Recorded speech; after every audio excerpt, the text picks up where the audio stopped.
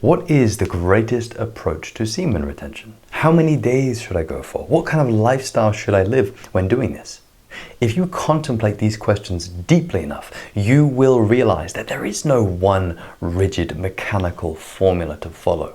There is no fixed number of days that you need to get to.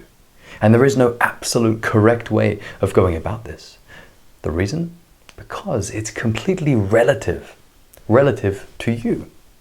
And so what this means is the best approach, it must be the one that is personally tailored to you. It must be the one that takes into account your mind, your body, your genetics, and your lifestyle. Because remember, this practice, it occurs within you, and you must consider the factors which you are subject to. This, of course, changes what kind of approach you should take in order to see the best results. In my experience, the key is to go about the practice in an intelligent and independent way. Because many people, they just blindly follow what everyone else is doing, and this might not work for you. The wiser thing to do is to actually learn more about yourself. And you can do this in two main ways. The number one way is to use your intuition and your self-awareness to answer questions like, what actually feels right for me? What actually makes me feel more alive and more confident? And number two, the second way that you can learn more about yourself is very practical. It is exploring and experimenting with different retention streaks. So for example, you could try what one day of retention feels like. You could then try what 1 week of retention feels like, and then 2 weeks, and then a month. The goal here is to observe yourself during each streak, aiming to learn which one facilitates the best experience for you. Once you actually know what sort of retention streak is optimal for you, you can then implement it into your daily life and create a consistently solid experience for yourself. The problem is, most people want to be told what to do and how to do it, a number of days to get to, or a method to follow prescriptively.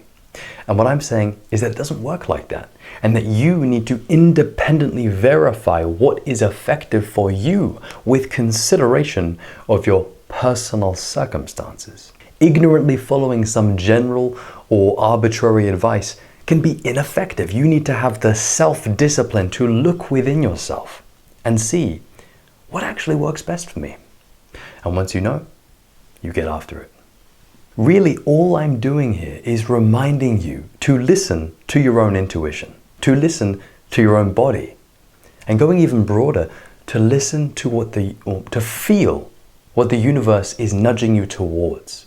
Because whether you realize it or not, the universe is intimately present in your direct experience right now.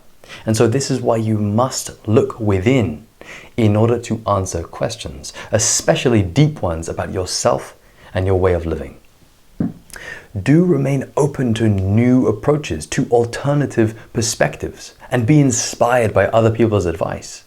But ultimately, you must come back to your own direct experience, because only you know what it feels like to be you. And you must respect this by applying a specific, self-tailored approach rather than a general approach.